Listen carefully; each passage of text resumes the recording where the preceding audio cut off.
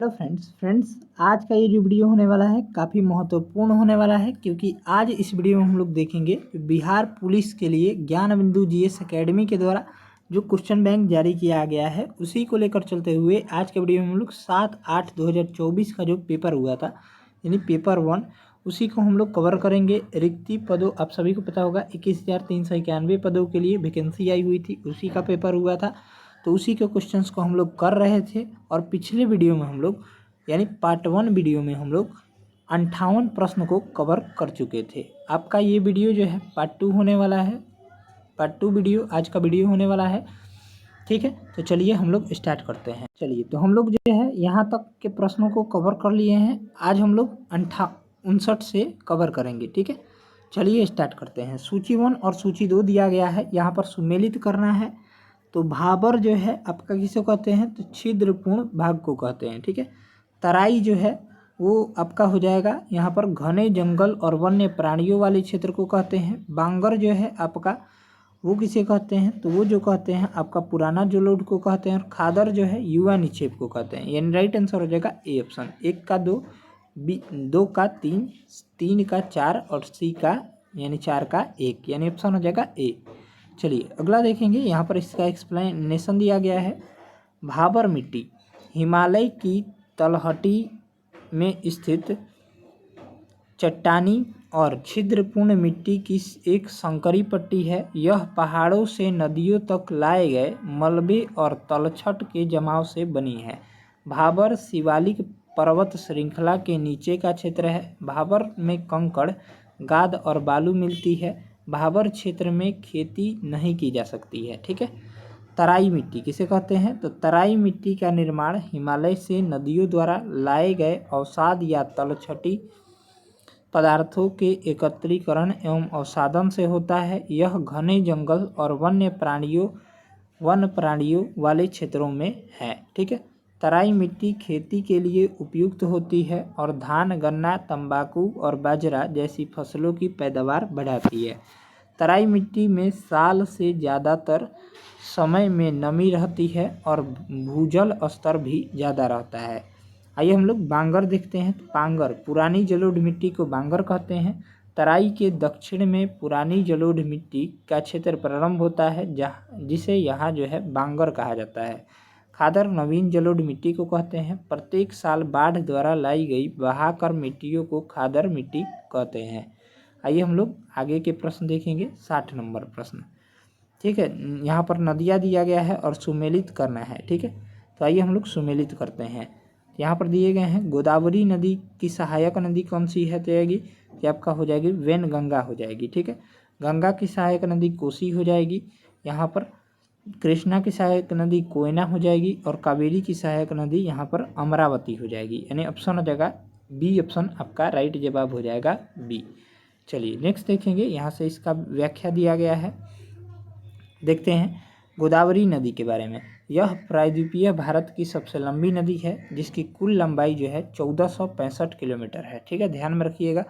दक्षिण भारत की सबसे लंबी नदी होने के कारण इसे दक्षिण गंगा के भी कहते हैं। ठीक है, इस नदी का उद्गम स्थान पश्चिमी घाट की पहाड़ियों में स्थित त्रयंबकेश्वर है।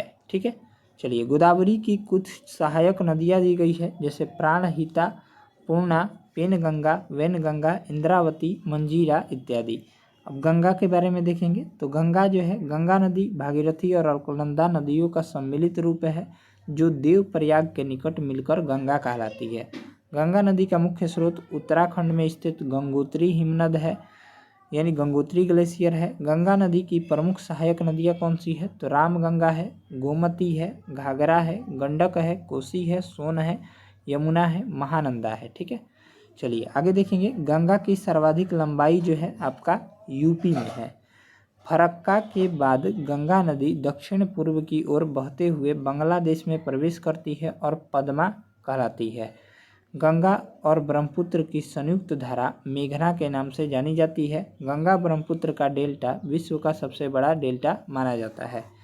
कृष्णा नदी के बारे में देखेंगे तो यह प्रायद्वीपीय भारत की दूसरी सबसे बड़ी नदी है, सबसे लंबी नदी है। यह पश्चिमी घाट महाराष्ट्र में स्थित महाबलेश्वर से निकलकर दक्षिण पूर्व दिशा में 1400 किलोमीटर में लंबाई में प्रवाहित होती है और बंगाल की खाड़ी में गिरती है। कृष्णा नदी की प्रमुख सहायक नदियां हैं कोयना, यरला, वर्णा, पंचगंगा, दूधगंगा, घाटप्रभा, मालप्रभा इत्यादि। कावेरी नदी यह कर्नाटक के कोडागु जिले में मैसूर के पठार दक्षिण भाग में ब्रह्मगिरी पहाड़ियों से निकलती है। कावेरी नदी को दक्षिण भारत की गंगा की उपमा प्रदान की गई है। ठीक है, कावेरी नदी के अपवाह क्षेत्र को दक्षिण भारत का चावल कहा जाता है, यानी चावल का कटोरा कहा जाता है।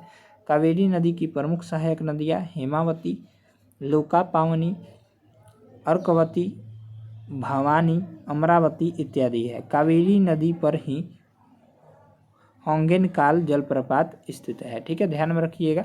चलिए नेक्स्ट देखेंगे। अगला प्रश्न देखेंगे, निम्न में से कौन सा खनिज मोनाजाइट रेत में मिलता है? तो आपका थोरियम हो जाएगा। थोरियम का संकेत होता है TH, आप सभी को पता होगा। थोरियम खनिज जो है मोनाजाइट रेत में मिलता है। थोरियम, इसकी प्राप्ति मुख्यतः मोनाजाइट बालुक निक्षेप से होती है, जिसका निर्माण प्रोकैम्ब्रियन काल में चट्टानों को नष्ट होकर चूर्ण बनने से हुआ है। यह मोनाजाइट निक्षेप मुख्यतः केरल के तटवर्ती भागों में पाए जाते हैं। सोना यानी गोल्ड, सोने की गणना बहुमूल्य धातुओं में की जाती है। देश की कुल स्वर्ण उत्पादन का लगभग 98% भाग केवल कर्नाटक की कोलार तथा हट्टी की स्वर्ण खानों से प्राप्त किया जाता है। कुछ प्रमुख सोना की खानें और संबंधित राज्य दिए गए हैं। तो सोने की खानें और राज्य दिए गए हैं, जैसे रामगिरी की खानें आंध्र प्रदेश में है, कोलार तथा हट्टी खान जो कि कर्नाटक में है। ठीक है, चलिए इसका व्याख्या देखेंगे। तो यहाँ पर कोयला के बारे में देखेंगे हम लोग। यह मुख्यतः हाइड्रोकार्बन से निर्मित एक ठोस स्थानांतरित शिला है, जिसे ऊष्मा व प्रकाश या दोनों के आपूर्ति हेतु ईंधन के रूप में प्रयोग किया जाता है। कार्बन की घटती गुणवत्ता के अनुसार कोयले के प्रमुख प्रकार हैं। कौन कौन से हैं? तो एंथ्रासाइट है, इसमें 80 से 95%। यहाँ बिटुमिनस है 55 से 65%। लिग्नाइट है 45 से 55% और पीट जो है 35 से 45%। सर्वाधिक उच्च गुणवत्ता वाला कोयला जो है आपका एंथ्रासाइट हो जाएगा, क्योंकि इसमें कार्बन का प्रतिशत जो है 80 से 95% पाया जाता है। सर्वाधिक निम्न गुण वाला कोयला कौन सा है? पीट कोयला हो जाएगा, क्योंकि इसमें जो है कार्बन का प्रतिशत 35 से 45% के बीच में होता है। भारत में आधुनिक विधि से कोयले निकालने का प्रथम प्रयास पश्चिम बंगाल में रानीगंज कोयला क्षेत्र में किया गया था। प्रायद्वीप भारत की नदी घाटियाँ कोयले के प्रमुख प्राप्ति स्थान हैं, जैसे दामोदर नदी घाटी, सोन महानदी, ब्राह्मणी नदी घाटी और वर्धा गोदावरी या इंद्रावती नदी घाटी। पश्चिम बंगाल का रानीगंज कोयला क्षेत्र देश का सबसे महत्वपूर्ण और बड़ा क्षेत्र है। भारत में लिग्नाइट का सर्वाधिक भंडार तमिलनाडु के मन्नारगुडी में होने का अनुमान लगाया गया है। 2024 के अनुसार कोयला उत्पादक राज्य घटते क्रम में हैं। कौन कौन से? तो झारखंड, उड़ीसा, छत्तीसगढ़, पश्चिम बंगाल। पेट्रोल, तेल एवं प्राकृतिक गैस निगम ONGC द्वारा 26 स्थलीय एवं सागरीय तेल संभावी बेसिन का लगाया गया है। इसके 2019 के आंकड़ों के अनुसार देश के कुल खनिज तेल भंडार जो है 619 मिलियन टन है। देश का सबसे महत्वपूर्ण एवं प्राचीन तेल शोधक कारखाना जो है असम में है। यह तेल क्षेत्र डिगबोई, असम के डिगबोई में नहरकटिया और हगरी, जान, मोरान व नदी घाटी प्रमुख है। ठीक है, ध्यान में रखिएगा, यानी असम में मोटा मोटी पर ध्यान में रखिएगा। चलिए अगला देखते हैं। आगे दिया गया है यहाँ पर गुजरात तेल क्षेत्र के अंतर्गत खंबात, अंकलेश्वर, नवगांव, कोसांबा, ओलपद, ढोलका, मेहसना, कोलाल तेल क्षेत्र आता है। ठीक है, मगला तेल क्षेत्र जो है आपका राजस्थान में स्थित है। चलिए, choose the correct passive voice इसमें चुनना है, चूज करना है। The teacher teachers the student, तो इसका राइट जवाब हो जाएगा the students are taught by the teacher. इसमें जो है आपका द टीचर हो जाएगा सब्जेक्ट, ठीक है। चलिए, और यहाँ पर वर्ब ये सब देख लीजिएगा अपना। चलिए, choose the correct word which is opposite choose करना है। तो अर्बिन का जो हो जाएगा अपोजिट हो जाएगा आपका डी ऑप्शन, रूड हो जाएगा। चलिए, अगला देखेंगे। यहाँ पर दिया गया है दो संख्याओं जिनका योग जो है 28 है, गुणनफल 187 है, तो वह संख्या जो है 11 और 17 हो जाएगी, ठीक है। इसका पीडीएफ आपको टेलीग्राम पर मिल जाएगा। टेलीग्राम चैनल का लिंक इसी वीडियो को डिस्क्रिप्शन बॉक्स में दिया गया है। मैथ और रीजनिंग का पीडीएफ वहीं पर आपको मिलेगा। नेक्स्ट है, ये भी मैथ का ही प्रश्न है, ठीक है, ये भी मैथ का ही प्रश्न है। यहाँ पर देख लेंगे आप लोग मैथ का प्रश्न। चलिए आगे देखते हैं साइंस के। डैश में ACR विष तथा दवाओं को निराविषीकरण करने में महत्वपूर्ण भूमिका निभाते हैं। इसका राइट जवाब हो जाएगा यकृत कोशिकाओं। यकृत कोशिकाओं में ACR स्मूथ इंडोप्लाज्मिक रेटिकुलम विष तथा दवाओं को निराविषीकरण करने में महत्वपूर्ण भूमिका निभाते हैं। यकृत कोशिकाएं यकृत के अधिकांश कार्यों को नियंत्रित करती है, जैसे विषाक्त पदार्थों का निराविषीकरण करना, पाचन एंजाइमों का स्राव, रक्त शोधन, प्रोटीन संश्लेषण, ग्लाइकोजन संचयन, हार्मोन नियमन इत्यादि। नेक्स्ट है, यहाँ पर मिलान हमको करना है, तो देखेंगे कॉलम 1 और कॉलम 2 दिया गया है। यहाँ पर हम लोग मिलान कर लेते हैं। आइए, तो द्रव संयोजी ऊतक जो है आपको किसे कहते हैं? ये आपको कहते हैं रक्त को जो है द्रव संयोजी ऊतक या फिर तरल संयोजी ऊतक कहते हैं। उपकला ऊतक जो है वो किसका होता है? तो त्वचा का हो जाएगा। जोड़ों की सतह को क्या कहते हैं? तो उपास्थि कहते हैं। और तंत्रिका ऊतक जो हो जाएगा स्पाइनल कॉर्ड को कहते हैं। यानी ऑप्शन हो जाएगा बी। 1 का 3, 2 का 2 और 3 का 4 और 4 का 1, यानी ऑप्शन हो जाएगा बी। चलिए नेक्स्ट देखेंगे। यहाँ से दिया गया है यह सिद्ध करने के लिए कि जीवन की उत्पत्ति कार्बनिक अणुओं से हुई है, मिलर और यूरे द्वारा एक प्रयोग किया गया था। उन्होंने जो गैसें ली थी वे कौन कौन सी थी? तो आपका हो जाएगा मीथेन, अमोनिया और हाइड्रोजन हो जाएगा, ठीक है। आगे जो है आपका न्यूमेरिकल है, इसका पीडीएफ आपको टेलीग्राम पर आज हम पूरा अपलोड कर देंगे, ठीक है। ये भी न्यूमेरिकल ही है, इसको देख लीजिएगा। चलिए आगे देख रहे हैं हम लोग, निम्नलिखित में से किस माध्यम में ध्वनि सबसे तेज गति से जो है आपका चलती है? तो आपका हो जाएगा स्टील में, ठीक है। ऑप्शन हो जाएगा डी। दिए गए विकल्पों में से स्टील यानी ठोस माध्यम में ध्वनि जो है सबसे तेज गति से चलती है। ध्वनि ऊर्जा का एक रूप है जो तरंग के एक रूप में संचरित होती है। यह ऊर्जा हमारे कानों में श्रवण का संवेदन उत्पन्न करती है। ध्वनि तरंग, साउंड वेव। ध्वनि तरंगे यांत्रिक अनुदैर्घ्य तरंग होती है। इनके संचरण के लिए माध्यम की आवश्यकता होती है। ये सभी माध्यमों जैसे ठोस, द्रव, गैस में संचरण कर सकती है, लेकिन निर्वात में संचरण नहीं कर पाती है क्योंकि माध्यम अनुपस्थित होता है। ध्वनि तरंगों की आवृत्ति परिसर। अश्रव्य तरंग, इंफ्रासोनिक वेव। 20 हर्ट्ज से नीचे की आवृत्ति वाले तरंग को अश्रव्य तरंग कहते हैं। इन्हें मनुष्य जो है नहीं सुन सकता है। राइनोसिरस यानी गेंडा 5 हर्ट्ज तरंग तक की आवृत्ति की अश्रव्य ध्वनि का उपयोग संपर्क स्थापित करता है। व्हेल तथा हाथी अश्रव्य परिसर की ध्वनियाँ उत्पन्न करते हैं। भूकंप मुख्य प्रघाती तरंगों से पहले निम्न आवृत्ति की अश्रव्य ध्वनि तरंग उत्पन्न करते हैं। श्रव्य तरंग। चलिए, तो 20 हर्ट्ज से 20,000 हर्ट्ज के बीच की आवृत्ति वाले तरंग को श्रव्य तरंग कहते हैं। इन तरंगों को जो है मनुष्य सुन सकता है। अब हम लोग पराश्रव्य तरंग देखेंगे। पराश्रव्य तरंग 20,000 हर्ट्ज से अधिक वाली आवृत्ति वाली तरंगों को पराश्रव्य तरंग कहते हैं। इन्हें मनुष्य के कानों द्वारा नहीं सुना जा सकता, परंतु कुछ जानवर जैसे कुत्ता, बिल्ली, चमगादड़ इत्यादि इन्हें भी सुन सकते हैं।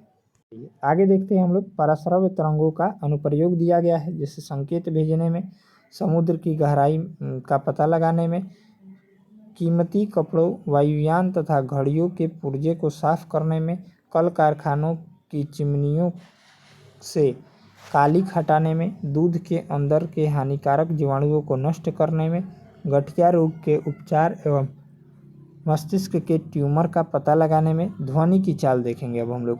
ध्वनि की चाल विभिन्न माध्यमों में भिन्न भिन्न होती है। 0 डिग्री सेंटीग्रेड पर ध्वनि की चाल कार्बन डाइऑक्साइड में 260 मीटर प्रति सेकंड, वायु में 332 मीटर प्रति सेकंड, भाप में 100 डिग्री सेंटीग्रेड पर 405 मीटर प्रति सेकंड, अल्कोहल में 1213 मीटर प्रति सेकंड, हाइड्रोजन में जो है आपका हो जाएगा 1269 मीटर प्रति सेकंड, पारा में जो है 1450 मीटर प्रति सेकंड, जल में 1483, समुद्री जल में 1533, लोहा में 5130 मीटर प्रति सेकंड लगा लीजिएगा, कांच में 5640 और एल्यूमिनियम में 6420। ठीक है, इसमें से जो है कुछ ही इंपॉर्टेंट है, बता देते हैं कौन कौन। वायु वाला पूछता है 332 मीटर प्रति सेकंड, याद रखिएगा। और इसमें जो है आपका पूछ देगा, पारा वाला पूछ देगा 1450 मीटर प्रति सेकंड, और लोहा का पूछ देगा 5130 मीटर प्रति सेकंड। ठीक है, और जो है आपका एल्यूमिनियम का पूछेगा 6420 मीटर प्रति सेकंड। ठीक है, ध्यान में रखिएगा। चलिए, ध्वनि की चाल पर विभिन्न भौतिक राशियों का प्रभाव। जैसे ताप का प्रभाव, किसी माध्यम का ताप बढ़ने पर उसमें ध्वनि की चाल बढ़ जाती है। दाब का प्रभाव, ध्वनि की चाल पर कोई दाब का प्रभाव नहीं पड़ता है। घनत्व का प्रभाव, घनत्व अधिक होने पर ध्वनि का वेग अधिक होता है। आर्द्रता का प्रभाव, आर्द्रता बढ़ने पर ध्वनि की चाल जो है बढ़ जाती है।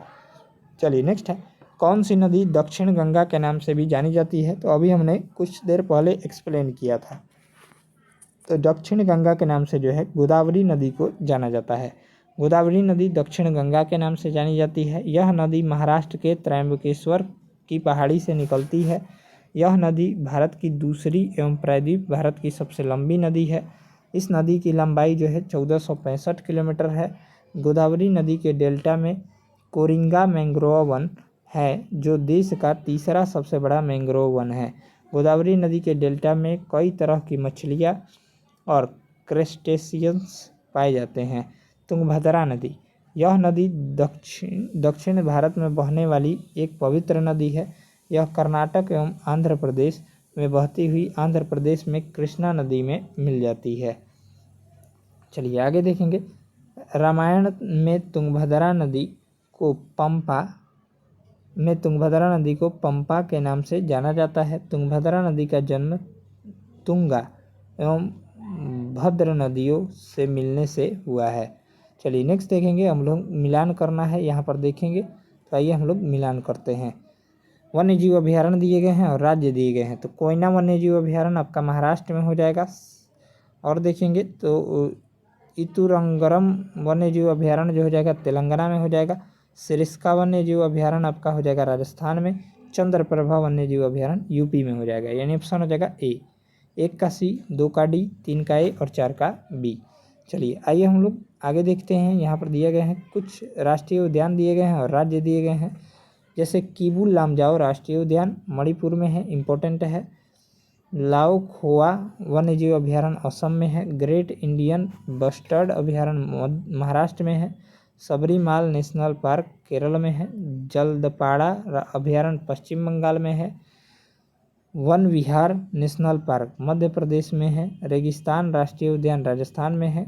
गोगा बिल पक्षी विहार बिहार में है। ठीक है, चलिए नेक्स्ट है, भारत में वर्ष 1972 में वन्य जीव संरक्षण अधिनियम पारित किया गया, जिसके अंतर्गत राष्ट्रीय उद्यान, नेशनल पार्क तथा वन्य जीव अभयारण्यों की स्थापना हुई। वन्य जीव अभयारण्य वाइल्ड लाइफ सेंचुरी जिसको बोलते हैं का गठन किसी प्रजाति अथवा कुछ विशिष्ट प्रजातियों के संरक्षण के लिए किया जाता है। राष्ट्रीय उद्यानों का गठन विशेष प्रकार की शरण स्थली के रूप में किया जाता है, अर्थात ये जो है हैबिटेट ओरिएंटेड होते हैं। भारत का सबसे बड़ा राष्ट्रीय उद्यान लद्दाख के लेह जनपद में स्थित है, जिसका नाम जो है हेमिस राष्ट्रीय उद्यान है। ठीक है, भारत का प्रथम राष्ट्रीय उद्यान जो है हेली राष्ट्रीय उद्यान है, जिसे बाद में जिम कार्बेट कहा जाने लगा। वर्तमान में इसका नाम जो है रामगंगा राष्ट्रीय उद्यान है और ये कहाँ स्थित है? ये उत्तराखंड में स्थित है। ठीक है, ध्यान में रखिएगा। चलिए अगला देखेंगे, बिहार में जब पहली बार राष्ट्रपति शासन लागू हुआ तो उस समय जो है राज्य के राज्यपाल कौन थे? ये आपका नित्यानंद कानूनगो हो जाएंगे। बिहार में जब पहली बार राष्ट्रपति शासन लगाया गया तब बिहार के राज्यपाल गवर्नर कौन थे? तो नित्यानंद कानूनगो हो जाएंगे। मुख्यमंत्री जो थे भोला पासवान शास्त्री थे। चलिए आगे देखेंगे। बिहार में पहली बार राष्ट्रपति शासन 29 जून 1968 को लगाया गया था, जो 26 फरवरी 1969 तक जारी रहा। बिहार में प्रथम राष्ट्रपति शासन के दौरान बिहार के राज्यपाल नित्यानंद कानूनगो थे। ठीक है। जब बिहार में राष्ट्रपति शासन लागू हुआ तब भारत के राष्ट्रपति डॉक्टर जाकिर हुसैन एवं प्रधानमंत्री जो थी इंदिरा गांधी थी। ठीक है। यदि कोई राज्य सरकार जानबूझकर संविधान के निर्देशों का उल्लंघन करे अथवा राज्य में ऐसी स्थिति खड़ी हो जाए जहां सरकार संविधान के अनुरूप शासन नहीं चला पाए तो उस राज्य में राष्ट्रपति शासन लगाया जा सकता है। बिहार में राष्ट्रपति शासन अभी तक कुल 8 बार लगाया गया है। अंतिम बार राष्ट्रपति शासन 2005 में लगाया गया था। इस समय राज्यपाल बूटा सिंह एवं मुख्यमंत्री राबड़ी देवी थी। बिहार की प्रथम महिला मुख्यमंत्री राबड़ी देवी थी। वर्तमान में 2025 में बिहार के राज्यपाल आरिफ मोहम्मद खान हैं। चलिए नेक्स्ट है स्वतंत्रता प्राप्ति के बाद बिहार के राज्यपाल। इनमें हो जाएंगे आपका पहले नंबर पर हो जाएंगे जयराम दास दौलत राम। 15 अगस्त 1947 से 11 जनवरी 1948 तक रहे थे। ठीक है, इसको ध्यान में रखिएगा, आप लोग देख लीजिएगा, PDF डाल देंगे। ये सभी जो है आपके एग्ज़ाम में नहीं आएंगे। चलिए ये पूरा इसे ही छाप दिया गया है, इसमें से जो है आपको एग्ज़ाम में कम ही आएगा। ठीक है। चलिए यहाँ से हम लोग देखेंगे बिहार विधानसभा में अनुसूचित जनजाति के लिए कितने सीटें आरक्षित है? ये आपका 2 सीटें। बिहार विधानसभा में अनुसूचित जनजाति के लिए 2 सीटें आरक्षित है। चलिए आगे देखते हैं। यहाँ पर यह 2 सीटें मनिहारी, कटिहार एवं कटोरिया बांका में है। उल्लेखनीय है कि अनुसूचित जाति के लिए बिहार विधानसभा में 38 सीटें आरक्षित है। चलिए नेक्स्ट है डैश से उसी प्रकार संबंध थे जिस प्रकार मध्यकालीन भारत में लॉर्ड राजा से संबंध था। तो इसका राइट जवाब हो जाएगा सामंत यानी नाइट। सामंत लॉर्ड से उसी प्रकार संबंध थे जिस प्रकार मध्यकालीन समय में लॉर्ड राजा से संबंध था। ठीक है। 9वीं सदी से यूरोप में स्थानीय युद्ध प्रायः होते रहते थे। शौकिया कृषक सैनिक पर्याप्त नहीं थे और कुशल अश्वसेना की आवश्यकता थी। इसने एक नए वर्ग को बढ़ावा दिया जो नाइट्स कहलाते थे। ये वे लॉर्ड से उसी प्रकार संबंध थे जिस प्रकार लॉर्ड राजा से संबंध था। लॉर्ड ने नाइट को भूमि का एक भाग जिसे फीफ कहा गया दिया और उसकी रक्षा करने का वचन दिया। फीफ को उत्तराधिकार में पाया जा सकता था। यह 1000 से 2000 एकड़ या इससे अधिक में फैली हुई हो सकती थी, जिसमें नाइट और इसके परिवार के लिए एक पवन चक्की और मंदिरा संपीडक के अतिरिक्त इसके परिवार के लिए घर, चर्च और उस पर निर्भर व्यक्तियों के रहने की व्यवस्था शामिल थी। नेक्स्ट है सामंती मनेर की तरह फीफ की भूमि को कृषक जोतते थे। बदले में नाइट अपने लॉर्ड को किसी एक निश्चित रकम देता था और युद्ध में इसकी तरफ से लड़ने का वचन देता था। अपनी सैन्य योग्यताओं को बनाए रखने के लिए नाइट प्रतिदिन अपना समय बाड़ बनाने या घेराबंदी करने और पुतला से रण कौशल एवं अपने बचाव का अभ्यास करने में निकालते थे। नाइट अपनी सेवाएं अन्य लॉर्डों को भी दे सकता था, पर इसकी सर्वप्रथम निष्ठा अपने लॉर्ड के लिए ही होती थी। पीलीबंगापुरा स्थल किस भारतीय राज्य में स्थित है? तो आपका हो जाएगा राजस्थान राज्य में स्थित है। ऑप्शन हो जाएगा डी। पीलीबंगा पुरातत्व स्थल जो है राजस्थान राज्य में स्थित है। यह सिंधु सभ्यता का एक महत्वपूर्ण केंद्र माना जाता है। इस स्थल पर व्यापक पुरातात्विक खुदाई हुई है, जिससे महत्वपूर्ण कलाकृतियाँ, मिट्टी के बर्तन, उपकरण और अन्य अवशेष मिले हैं। शेख मोइनुद्दीन औलिया की दरगाह जो है कहाँ है? तो निजामुद्दीन औलिया, ठीक है, निजामुद्दीन औलिया की दरगाह जो है दिल्ली में है। ये चिश्ती संप्रदाय के चौथे संत थे, सबसे प्रसिद्ध सूफी संतों में से एक थे। इन्हें हजरत निजामुद्दीन और महबूब ए इलाही यानी ईश्वर का प्रिय के नाम से भी जाना जाता है। इनके कुछ प्रसिद्ध शिष्यों में शेख नसीरुद्दीन चिराग देहलवी, अमीर खुसरो जैसे कवि शामिल हैं। निजामुद्दीन औलिया का संबंध गयासुद्दीन तुगलक से अच्छे नहीं थे। निजामुद्दीन औलिया की मृत्यु 8 अप्रैल 1325 से हुई थी। तुगलक वंश के मोहम्मद बिन तुगलक ने हजरत निजामुद्दीन औलिया की दरगाह का निर्माण करवाया। नेक्स्ट है, इसरो का मानव अंतरिक्ष उड़ान केंद्र किस शहर में स्थित है? तो आपका हो जाएगा बेंगलुरु में। इसरो का मानव अंतरिक्ष उड़ान केंद्र बेंगलुरु में स्थित है। इस अंतरिक्ष केंद्र का उद्घाटन 30 जनवरी 2019 को इसरो का मुख्यालय परिसर में किया गया था। इसरो की स्थापना जो है 15 अगस्त 1969 को हुई थी। कुछ महत्वपूर्ण संस्थान और अंतरिक्ष एवं स्थान, ठीक है, तो विक्रम साराभाई अंतरिक्ष केंद्र कहाँ है? VSSC जिसको बोलते हैं, तो तिरुवनंतपुरम केरल में हो जाएगा। इसरो उपग्रह केंद्र जो है बेंगलुरु कर्नाटक में है। अंतरिक्ष उपयोग केंद्र अहमदाबाद गुजरात में है। सार केंद्र जो है श्रीहरिकोटा आंध्र प्रदेश में है। द्रव पणरोधक प्रणाली केंद्र जो है तिरुवनंतपुरम व बेंगलुरु में है। इसरो टेलीमेट्री निगरानी एवं नियंत्रण नेटवर्क जो है बेंगलुरु कर्नाटक में है। इसरो जड़त्वीय प्रणाली इकाई जो है आपका तिरुवनंतपुरम केरल में है। राष्ट्रीय दूर संवेदी एजेंसी जो है NRSA जिसको बोलते हैं देहरादून तेलंगाना में है। और भारतीय सुदूर संवेदन संस्थान देहरादून उत्तराखंड में है। ये दोनों इंपॉर्टेंट है। चलिए, इसरो की वाणिज्यिक शाखा का नाम जो है एंट्रिक्स कॉरपोरेशन लिमिटेड ACL और न्यू स्पेस इंडिया लिमिटेड है, ठीक है, ध्यान में रखिएगा। चलिए नेक्स्ट है, निम्न में से कौन सा एक मिश्रण है? तो सीधी सी बात है, वायु एक मिश्रण है। वायु एक मिश्रण है। मिश्रण जो है 2 या 2 से अधिक तत्वों या यौगिकों को किसी भी एक निश्चित अनुपात में मिलाए जाने पर जो प्राप्त होता है उसे हम लोग मिश्रण कहते हैं, ठीक है, ध्यान में रखिएगा। चलिए, मिश्रण जो है आपका 2 प्रकार का होता है। एक पहला जो हो जाएगा समांगी मिश्रण और दूसरा विषमांगी मिश्रण। समांगी मिश्रण ऐसा मिश्रण जिसमें उसके घटक एक दूसरे में इस प्रकार मिले हुए हो कि पूरा मिश्रण समरूप हो, उसे समांगी मिश्रण कहलाता है। समांगी मिश्रण को विलयन भी कहते हैं। जल में चीनी का विलयन, हवा इत्यादि, ये सब समांगी मिश्रण के उदाहरण हैं।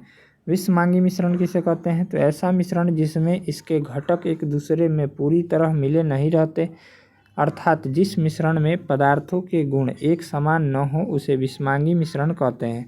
जल और तेल का मिश्रण, जल में बालू का घोल, नमक और चीनी का मिश्रण इत्यादि जो है विषमांगी मिश्रण है।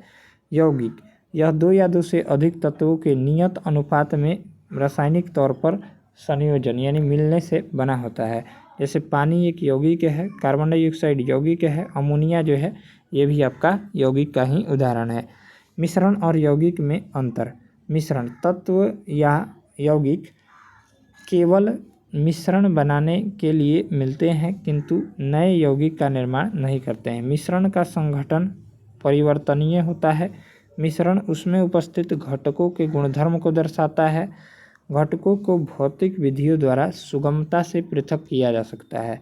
यौगिक देखेंगे तो तत्व क्रिया करके नए यौगिकों का निर्माण करता है। नए पदार्थों का संगठन सदैव अस्थायी होता है। नए पदार्थों के गुणधर्म पूरी तरह से भिन्न होते हैं। घटकों को केवल रासायनिक या विद्युत रासायनिक प्रतिक्रिया द्वारा ही पृथक यानी अलग किया जा सकता है। नेक्स्ट देखेंगे, निम्नलिखित में से कौन सा धातुओं की अभिक्रियाशीलता का घटते क्रम का सही निरूपण है?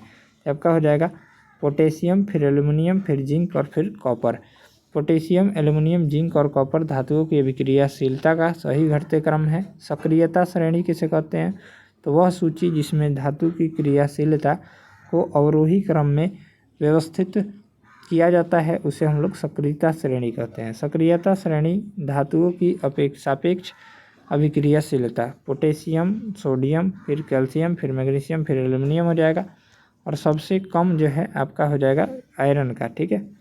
चलिए नेक्स्ट देखेंगे, सबसे कम अभिक्रिया जो हो जाएगा अभिक्रियाशीलता जो हो जाएगा गोल्ड का हो जाएगा, ठीक है, आयरन नहीं होगा यानी सोना का, ठीक है, ध्यान में रखिएगा। चलिए नेक्स्ट जो है आपका मैथ का प्रश्न है, इसका PDF आपको टेलीग्राम पर आज मिल जाएगा, वहाँ से जाकर आप लोग बना लीजिएगा। चलिए, ये सभी जो है आपका ये आइए इसको हम लोग देखेंगे। टेनिस कोर्ट में 20 जून 1789 को जमा हुए तीसरे स्टेट का नेतृत्व किसने किया था? तो आपका मिराबियो और ओबेसिये ने किया था। ठीक है, चलिए 18वीं सदी का फ्रांसीसी समाज विशेषाधिकार एवं विशेषाधिकार वाहिनी विहीन वर्ग में बटा हुआ था, जिसे निम्न पिरामिड से समझा जा सकता है। ठीक है, इसको ध्यान में रखिएगा आप लोग।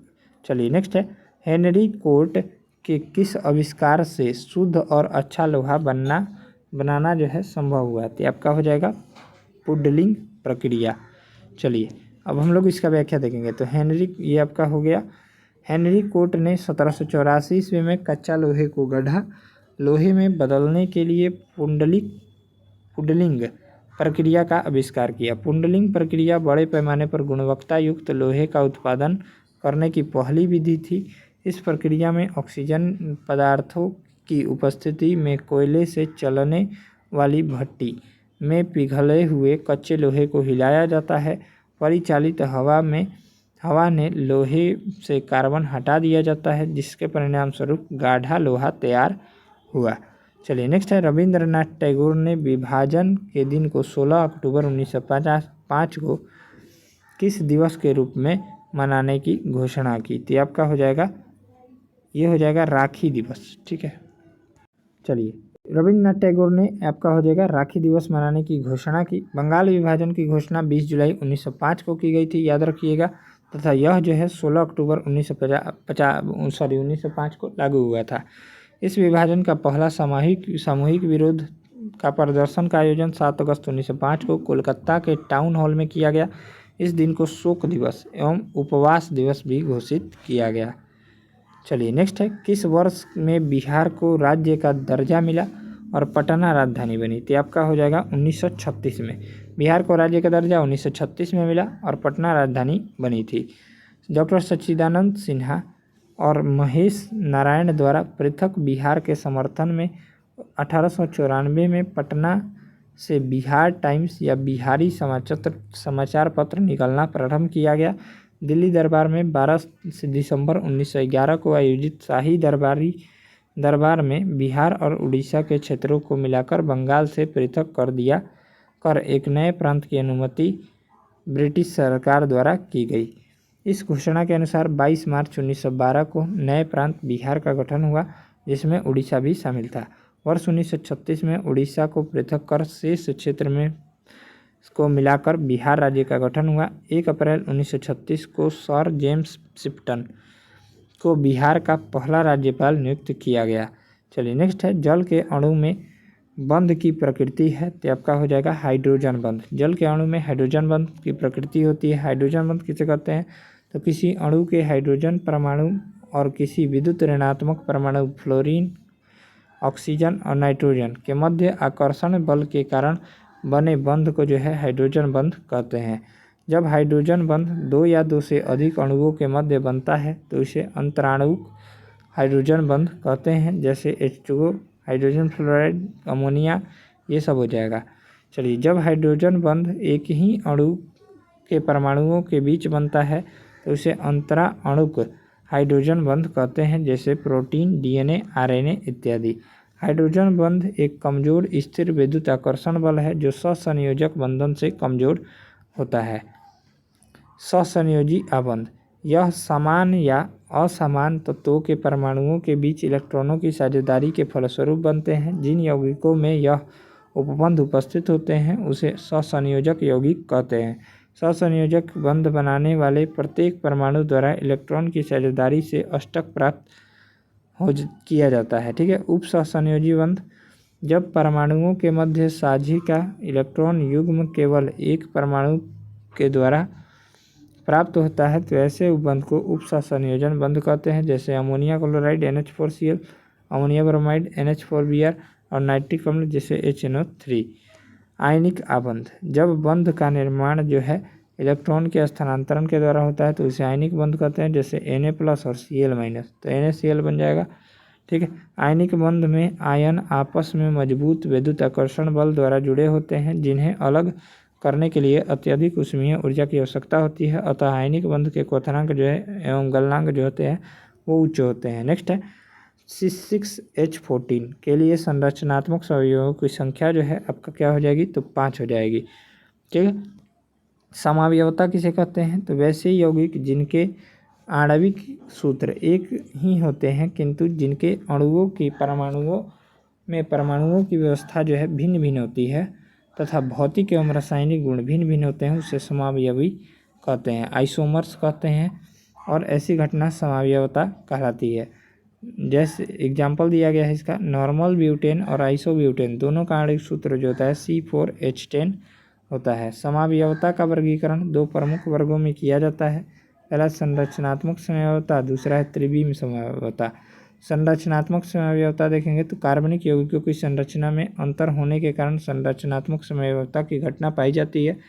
त्रिविमीय समावयवता, कार्बनिक यौगिकों के अणुओं में उपस्थित परमाणुओं एवं मूलकों के अंतरिक्ष में विन्यास की विभिन्नता के कारण त्रिविम समावयवता की घटना पाई जाती है। नेक्स्ट है अल्फा कण है, तो आपका हो जाएगा डी ऑप्शन। ठीक है। अल्फा कण द्विआवेशित हीलियम आयन होता है।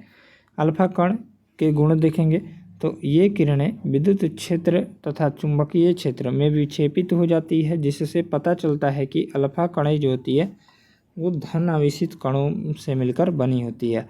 अल्फा कण पर इलेक्ट्रॉन के आवेश का दुगुना धन आवेश 2e होता है। इसका द्रव्यमान हीलियम के परमाणु के द्रव्यमान के बराबर होता है। इसे He2 द्वारा दर्शाया जाता है। इन कण में 2 प्रोटॉन और 2 न्यूट्रॉन होते हैं। अल्फा किरणें जब किसी गैस से होकर गुजरती है तो तीव्र आयनीकरण करती है। अल्फा किरणें फोटोग्राफी प्लेट का पर प्रभाव डालती है। अल्फा किरणों के कणों का चाल प्रकाश की चाल से काफ़ी कम यानी 1/10 भाग होता है। अल्फा कणों की बंधन क्षमता जो है बहुत कम होती है। धातु की पत्तियों से गुजरने पर इन कणों का प्रकीर्णन हो जाता है। गामा किरण के गुण देखेंगे तो गामा किरणें जो होती है विद्युत चुंबकीय तरंगे होती है। ये किरणें प्रकाश की चाल से गमन करती है। ठीक है। वेधन क्षमता जो है बहुत अधिक होती है गामा किरणों की। ये बिना अवशोषित हुए लोहे की 30 सेंटीमीटर मोटी चादर पर के पार निकल सकती है। गामा किरणों की उत्पत्ति एक नाभिकीय गुण है। ये किरणें धातु पृष्ठ पर आपतित होकर फोटो इलेक्ट्रॉन उत्सर्जित करती है। नेक्स्ट बीटा किरण के गुण देखेंगे तो ये किरणें प्रायः ऋण आवेशित कणों से मिलकर बनी होती है। ये किरणें फोटोग्राफी प्लेट को सबसे अधिक प्रभावी करती है। बीटा किरणें तीव्र चाल से गतिशील इलेक्ट्रॉनों और कमी पॉजिट्रॉनों की प्रवाह है। बीटा किरणें चुंबकीय तथा विद्युत क्षेत्र में विक्षेपित हो जाती है। चलिए आगे देखेंगे। वह फील्ड की तालिका यानी टेबल में रिकॉर्ड्स को विशिष्ट रूप से पहचानती है, उसे जो है आपका क्या कहते हैं, तो प्राइमरी की कहते हैं। चलिए नेक्स्ट है कंप्यूटर में इनपुट प्रोसेसिंग व आउटपुट डिवाइसों को जोड़ने का कार्य जो है कौन करता है, तो आपका करता है कौन सा करता है, तो ये मदरबोर्ड करता है। ठीक है। चलिए नेक्स्ट है 96 नंबर, निम्नलिखित में से कौन सा एक जो है भारत में वनों का प्रशासनिक वर्ग नहीं है, तो आपका हो जाएगा अवर्गीकृत वन। अवर्गीकृत वन जो है भारत में वनों का प्रशासनिक वर्ग नहीं है। राष्ट्रीय वन नीति 1952 नेशनल फॉरेस्ट पॉलिसी 1952 के अनुसार भारतीय वनों को मुख्यतः 4 वर्गों में विभाजित किया गया है।